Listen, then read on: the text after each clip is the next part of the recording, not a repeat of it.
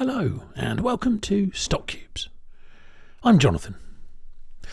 Stock Cubes are videos where we explore the language Q, spelled C-U-E. Each Stock Cube is a video where we take a really short look at a single feature, where we investigate just one way of using Q, the language and its tooling. Just like using real Stock Cubes for cooking, we'll be creating a mishmash, a potpourri of techniques and ideas that we can browse through, combine and throw into the mix when we're working with Q in a real-world, serious system. Today, we're looking at the very basics of a Q feature called instances. Instances are a fantastic way of combining and unifying data in Q in a fundamentally hierarchical way. Okay, here's the setup. We've got three files, 1, 2 and 3.q.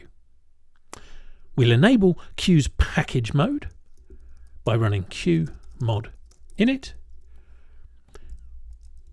and we'll create with that command the q.mod directory.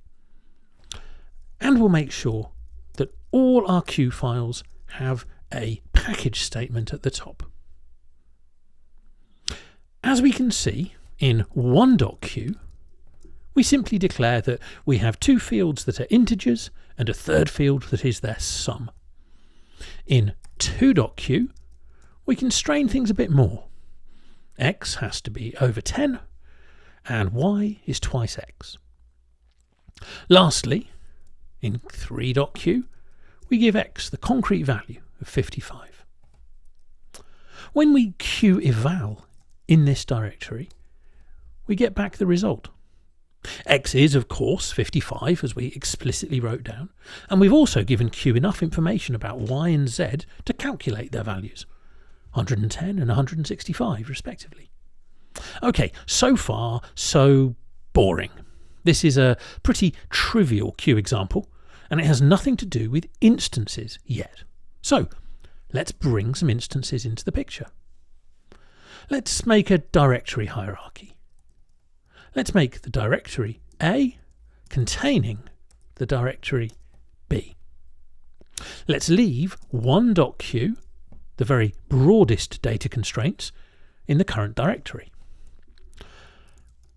Let's take 2.q, containing more constraints without concrete values, and move it into the A directory.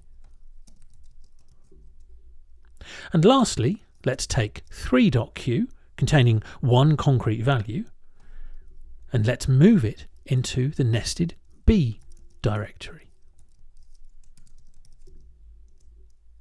Now, when we Q eval inside the same directory as before, our top level directory, what do we see? Well, it's even more boring than before. We've lost everything except the definition of package P that already exists at this top level in 1.q. Now, as we step into the A directory and check again, something interesting starts to happen. Despite the definition of package P in this directory only mentioning X and Y, our Q eval shows us that Z exists and that it's the sum of X and Y. This information about Z is only found in the package definition in the top level directory, above where we are right now.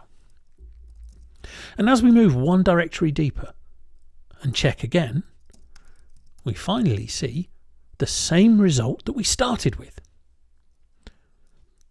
The definition of package P in this directory is unified with the ones above it, and that is what we call an instance. The package definition in this directory is unified with the definitions of the same package name P in all directories up to our module root directory. Well, what is our module root directory? It's the directory that contains our q.mod directory that we created with qmod init right at the start. Okay, so that's an instance. It's a package in a directory, it any level of nesting where the definition of that package in the directory is unified with the package definitions that share the same name, running all the way up through the directory hierarchy from the current directory up to the module root. And this happens without us doing anything special. We just engaged Q's package mode by running qmod init, and we made sure that all our files began with package statements. So we've got back to where we started. We have a Q eval that shows us right exactly what we saw right at the start of this video. So what was the point of everything that we've just done? Well, here's the fantastic bit. Package definitions are combined, running up to the module root, but they're not combined with package definitions that live in parallel sibling directories. This means we can store parallel instances containing values that contradict each other, values that can't coexist inside Q normally, but because we're only ever going to evaluate them independently, we can use instances to store these contradictory values. Let me show you what I mean. Here in the B directory, we have a concrete value for X of 55. I'm going to step up one level from B. I'm going to make a copy of B, calling it C. And inside C, I'm going to change the concrete value for X from 55 to 101. Now, when I evaluate QEval here inside C, I see our new concrete values for X, Y, and Z.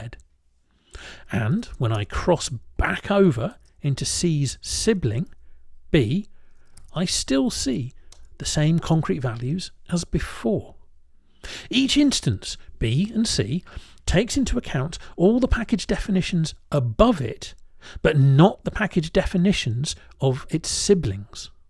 And that parallel, independent, but hierarchical structure of Q instances is why they're so powerful and so useful. There's lots more to explore with Q instances, going further into the ways that we might use them, but that's where we'll leave it for today. I've been Jonathan, and I'll see you in the next serving of Stock Cubes.